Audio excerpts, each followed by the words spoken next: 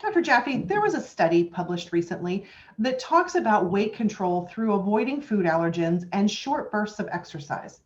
Can we expect similar results when doing the LRA test and avoiding those delayed hypersensitivities and also implementing brief exercise periods as this study suggests? Can we get the same results? These are achievable results for most people. First, you want to be eating what you can digest, take in and assimilate, and eliminate in a healthy 12 to 18 hour digestive transit time frame. And we suggest that you do 4 self-assessments and 8 predictive biomarkers to find whether you are at your best outcome goal value, which means you should live a decade or more of quality life with minimal suffering, or are you at risk? And fortunately, we are able today to anticipate problems years or decades before they cause serious affliction and sometimes catastrophic illness, but certainly chronic lack of health. So what do we do in a time of pandemics, in a time when we're marinating in a sea of toxins, in a time when, as my grandmother used to say, the rents are going up and the ceilings are coming down? How do you find your point of equilibrium, your point of equanimitas, which is, by the way, a title of a book by Sir William Osler that I highly recommend, your composure, your resilience, your sense of the challenges are opportunities. The challenges are not like a clear face of an alpine mountain to climb. And if they seem like the sheer face of an alpine mountain, I suggest going around the hill.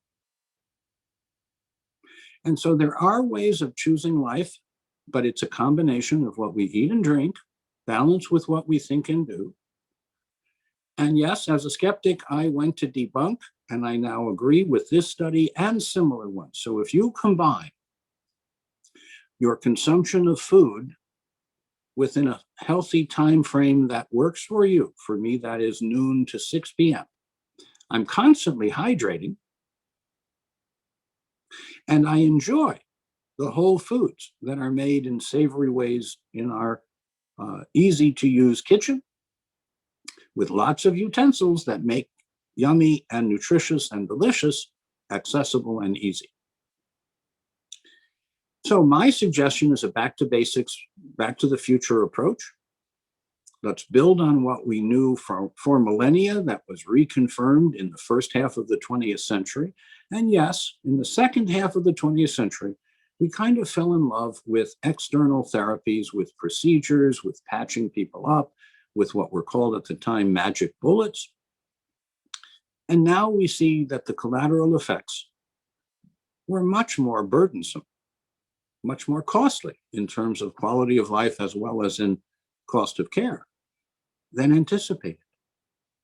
And we can get back to personalized medicine. We can get back to each individual at the center of their health with a team to support their being well and their well-being. So now is the time to be an exception and choose health rather than to be afflicted and put yourself in the hands of a system designed to do its best to suppress your symptoms, but not designed to help you evoke healing responses. If you want to evoke healing responses, physiology before pharmacology. If you want to use nature and nurture and wholeness as your guides. If you want to know what tests to do and how to understand the results, please contact us. Look at the YouTube channel for Dr. Russell Jaffe. Look at drrusselljaffe.com. Look at perk.com. Look at elizaact.com. Look at any of our portals or resources that allow people to understand what to do, when to do it, what it means, and what action to take based on those results.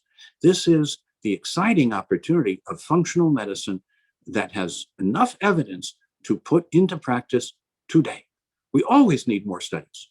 We always need better studies. We always need confirmatory studies.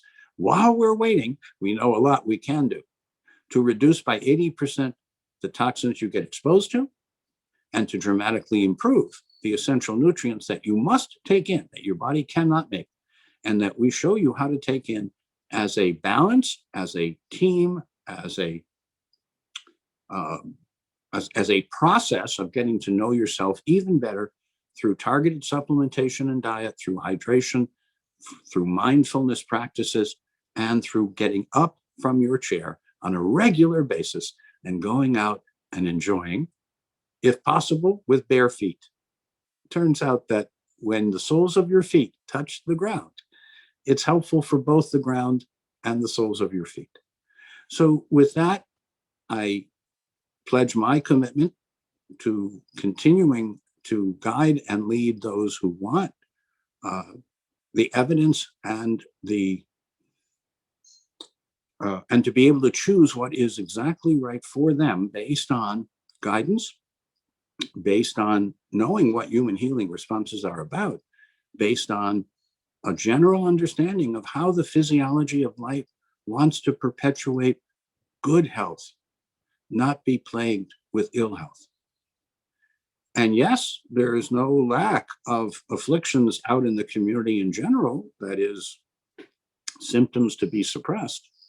But I can tell you in my personal case, in the case of my forebears and family, in the case of my children and others, everyone has benefited from evoking their healing responses and seeing the challenges of life as opportunities to rise to the challenge and to be better because of it, to have more wisdom and understanding, to have more gratitude for restorative sleep, to have more ability to pay forward the good fortunes that you did have, to rejoice in your portion, whatever that is, and to choose life now, and to choose life because when you get involved with healthier habits and lifestyle, the people around you get healthier.